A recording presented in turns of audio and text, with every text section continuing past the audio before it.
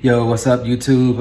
Back with a week 3 update, and you'll probably notice that week 2 is missing. That's just because life happened last week, and I didn't get a chance to upload a video. But we're gonna keep things rolling with the trend and with the updates. So similar to the last video, I'm gonna highlight a win and a loss this week. Both are gonna come from GJ.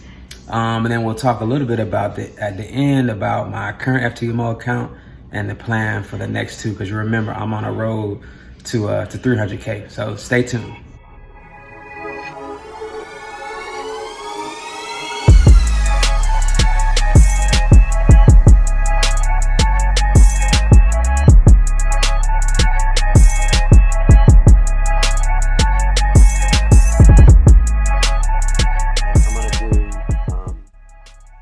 As I mentioned, a win and a loss. GJ is one of my favorite pairs that I like to trade, and so this week we're gonna highlight a win and a loss, both that occurred on GJ. And so I have the chart scrolled back until I believe this is the 8th, which is the trade. The trade happened right in here around the New York Open, which is, I like to trade the opens. Because that's where we tend to see a lot of volatility and more volume to come into the markets. And so to show the trade for this week, I'm actually going to use the bar replay feature, which is a tool through TradingView. And so I have a Mac, so a lot of the Forex simulating software does not work on my Mac, and so I use the bar replay feature for TradingView to do a lot of my practice and sim trades on the weekends. So I'm going to use this feature now to walk through my thought process as we led up to the trade. So I'm going to rewind the bar back into, I guess we'll go back to 6 a.m. And so this is 6 a.m. on the morning of the 8th. And so so this is what I was looking at as I woke up that morning. And so what I like to do initially, before I get into any trade, is to kind of think about where are the key levels that we want to pay attention to. So I'm going to draw my support and resistance lines, or at least my minor support and resistance lines, since we're looking at the 15-minute chart. So for me, I see one there, kind of see one here, and I put it here as opposed to down here because I like where these wicks have come down and tested and rejected. And so this to me is just like a false breakout below that level, and then I'm going to put one up here again touching these wicks. And so, all right, so now we've woken up on the morning of the 8th. As I mentioned before, I have my sessions broken out by colors. Green is London. And so coming into this 6 o'clock candle, this is a 5:45 candle. I like to get up around 5 or 5:30 if I'm going to trade the New York session, which has an open around 8. And so if you bracket the opens and closes an hour or 2 hours before, or that puts me right in this window. So around before the 8 o'clock hour, being up around 6, looking for volatility to start happening between 6:37 leading up to 8 is the expectation that I'm having. And so now let's look at the chart and think about the analysis that I was going through. So now we had this move lower through the London session, come down to support, and it created support here. And so I would not have known this was support until we got this big price candle. So this price candle is what allowed us to draw this support line here, and it shows a rejection of this level. So to me, that means there is a possibility that price is going to continue to move up through this zone and potentially, move higher as we go into the New York session. So I'm going to hit play, and we'll see, how the candles played out, and I'll talk about what kind of I was thinking and how it works as I look at it. So, nothing new, nothing crazy here going on. My expectation is price is going to move. So let me pause it right here. So now, remember, I haven't entered anything. I'm just watching as we lead up to the open for moves. And so my expectation was that it will reject this level as we saw support, and I will move up. So at this point, I still have not entered, because where did price come to? Price came to this previous level, which was support. We've broken through it, and so now it's resistance. And so now we're at an area of interest, or what I like to also call an area of value. So here is where I'm preparing to see what happens. And so let's put play to see what goes on again. So price comes back to that level, Now we have a bearish close, and we have another bullish candle, and boom, there we got, that's my signal right there. So let me walk through those previous 3 candles. So before, on our previous pause, we got price to come back to this resistance level, but it didn't break above. So the first thing that I'm looking for before I'm going to enter this trade is a close above resistance. And so, you know, many people will want to close and then a retest, or some people enter on breaks. I like to enter on breaks, particularly with GJ, and I like to enter on breaks with GJ, particularly around opens, because there's volume that'll help the move continue in the direction. So we got this move here. And we got a bearish candle that did not close above but broke above. So it ended up closing at and below that level. But we had a wick just above, which gave me another indication that there's a range to move up. The next candle was bullish, which was great. And then we got another bullish candle, but more importantly, a bullish candle with a close above this resistance level. So now that's the entry that I'm looking for. And so, as I've mentioned in previous videos, I like to enter on the breaks of highs or lows in the direction of my particular bias. And so remember, my expectation was that after seeing support here, that price would continue this zone, and then with volume around an open, maybe break through it. And so I don't do pending orders, I only do market orders. And so I waited for price to break, or I was watching to see if price breaks this high. And so as we hit play, you'll see that's kind of exactly how it played out. This is it. And I'm confident in these moves because I've seen this happen over and over again. So that was the move right there. We got a break of the high in the direction of my bias around or near an open. If we look at the time, this was 7:15. The candle I entered on the 7:30 candle and 7:45. So right as we lead up into the 8 o'clock open of New York, we got a little volatility and then a little move. And so we just count pips. Total, the move was about 16, 17 pips. I did not get all of that. I got about 14 to 15 of those pips. And so that was the win for the week, or one of the wins for the week. We played out. We see price ultimately, I think, pulled back as we get into the open of New York. I think price, if I remember correctly, pulled back and then kind of shot back higher later in New York. I was not watching or on the charts at that time. I had gotten my 15 pips for the day and I was out. So now I'm going to pause it and we're going to jump to the loss. You see, I missed that move that's going on right now. But we're going to jump to the loss of the 9th. So the previous trade was the 8th. I got my 15 pips in New York session that day, and now I came back to the charts on the 9th to hopefully do the same. So similarly, I'm going to use the bar replay feature to walk through my thinking for this one as well. So we're going to go to 6 o'clock, just like we did yesterday or the day before. Bam. So here we go. Let the session pop up. So again, this is London. I've waken up around 5 or 5:30. So now I've come to the charts. First thing that we like to do, let's draw our support and resistance. So I see support and resistance there. I see one potentially here. Maybe again at the top of this wick. And so now I've come to the chart, and this is what I see. This is what I'm thinking. We've had this move from the previous day up through London, up through New York, continue throughout the day, but just this consolidation through Asian, up again through New York into this zone, but ultimately continuing higher. We hit this level.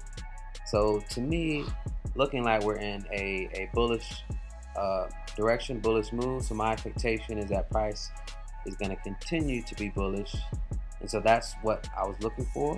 And so we'll see if I get a signal to help me, get an entry.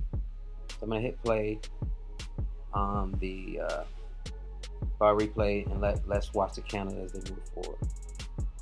And so right now I've done nothing. Remember, my bias is bullish, and I haven't gotten a confirmation that I want to go in that direction. But what I am seeing is that price is ranging. That candle right there is a ranging move. We had gone down a little bit, but now we're coming right back up. So now we're in like a pretty, it looks like we're in a pretty tight range. So we're consolidating. And again, my bias is bullish, so I'm looking for a candle to break a high or break this zone with volume and move up. And so that's kind of what I was thinking. Now it's the plan. So now we're in the New York Open. Bam, this is my perfect time. Volume, volatility. And so let's see what happens. Again, price is trading down, but it hasn't broken any significant levels. It's consolidating, and we get a close there again in this zone. And so remember, I'm waiting to enter a break out of this zone, and I'm going to enter on that break with the expectation that it's going to go higher because we're in a time zone where there's volume and volatility. And so bam, that's my candle right there. We got a break out of consolidation with the expectation that we can fill this wick, continue the trend up, and go forward from there. So now I'm in this trade, expecting it to move up. It immediately retraces. I'm still in it because my stop is below consolidation, and bam, I get stopped out. So let's pause right here and just talk about what happened. So remember, my bias was bullish. I entered or was watching to begin the charts around in the London session. I saw consolidation happen, and because my expectation was for a bullish move, I wanted to see it break out of consolidation in my direction, which it did. So I entered on this break. I like to enter on breaks in the direction of my expectation. It did so, and I had my stop loss below consolidation. You remember in a previous video, I had my stop loss too tight. So I remember, put your stop loss below consolidation, which I did. Price broke up in my direction, but it then immediately retraced again and hit my stop loss and stopped me out.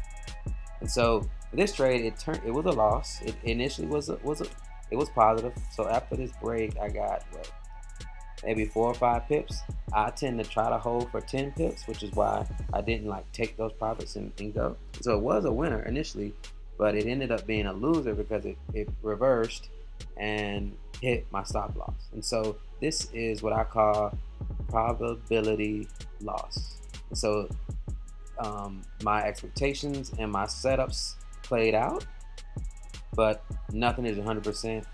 In this scenario, it retraced and hit my stop loss, and that was it for the day. So I think this is important to call out, that as much back testing and watching the charts that you see to give you confidence in your moves and in your strategies, they're never going to play out 100% of the time. Using stop losses, using your risk management makes it acceptable, or makes it more easily digestible and acceptable to take these kind of losses. I've seen them work out more times than not, so I'm okay taking this loss. And so that was a loss for this week. I hope this was useful and helpful. Now let's just go and wins. The one win and the one loss this week. I hope that was helpful. A little bit of color on that last loss. Now that I think about it, do you remember where I placed that support and resistance line at the top of the wick? So that candle was actually a pin bar. And so a pin bar can be a signal of a reversal. So what that means is, as I took my entry on the break of consolidation, those were two kind of conflicting signals. So when I was bullish, we had a signal of a reversal. And so thinking about it now, my threshold for making a long entry or taking a buy should have been higher, and I probably should have waited for an additional criteria sign. So I'm only raising that as an example of, as you look back at your trades, particularly the ones that you lose, those are great learning moments, and you always want to understand, how could I have first won the trade, B, if I did take the trade, how could I have minimized the loss, or C, how could I have skipped the trade altogether? And now I just thought about it, but maybe I should have waited for additional confirmation before taking a buy. But nevertheless, I hope that those two examples were useful for you. I have pulled up, because I wanted to bring you back and give you a quick update on the FTMO Road to 300K challenge. So this is just you saw my spreadsheet. I like to track things and track progress. So this is my plan that I put out for how I wanted to move forward. So you can see here in May was a free trial, which I did and completed. Then you go straight into account 1, which I completed. And so now I'm here. We're in July. and first payout and refund is scheduled for July. So my 4th week of the funded account is actually next week, and traditionally that should be a great week because you should get your challenge fee refunded and you should get your profit split. Unfortunately, I don't think that I'm going to get profit split this month. One, I've overtraded a bit, but two, I've been layering in a shift to my strategy, which I'll talk about a little bit more next week. But in short, I traditionally trade on the 30-minute and 15-minute. I've been layering in more trades on the 4-hour, and unfortunately, I've been losing those trades, and that has drawn my account down. So I'm not profitable this month. There's a tweak that I need to make on the 4-hour. Again, I'll try to get into it more next week so I can keep this video short. But where you place your stop loss, or at least for me, where I place my stop losses on the 4-hour, it should be, or it's going to have to be different than how I place them on the 15 and the 30-minute, because I need to be able to ride a little bit more drawdown over a longer period of time to let the trade play out. So as opposed to placing stop losses above and below previous candles, I think I need to place them above and below swings. So when we're tweaking that, as a result of me layering that in, I'm not profitable for this month. And so we're going to move this first payout to August. And so we'll keep tracking. And so remember, the plan was to get the payout here in July and start this second account. I think I'm still going to go for the second account in July. And what I'm contemplating is actually moving this third account and starting this month as well. And so we'll see. If I do that, then I'm going to trade both of them at the same time and try to get the payouts for both in August as well. And I have some thinking around that, particularly if I can tweak that H4 strategy and get a little more consistent. Because I think over the next couple of weeks, as I move towards the first payout on the first account, I think I can do it well. And so I'm planning right now, I'm thinking about trading account 2 and 3, or at least a challenge at the same time, and then all leading up to December, which is having the 3 100K accounts, all challenges refunded. And you'll see at the bottom, there's a thing that I've created called New Continuum, which is something I haven't talked about yet, but it's coming. And it's this idea of trading being just the beginning. We use these FTMO accounts to raise capital, to do other things. And so I'm putting together some infrastructure around that. I'll begin to tease out and show more of what that is going to be. But I wanna prove that it works, or that the method or the vehicle can be done. And so part of it is for me to get all 3 accounts, get the accounts refunded and have them profitable. And so that's on track for December. So I just wanted to show this to you and give you an update on the account. With that being said, I hope that your families are safe and well. We're having a bit of a resurgence here of the coronavirus in the US. So I hope that everyone is doing well. And so for all the traders out there, good luck, and I'll see you next week.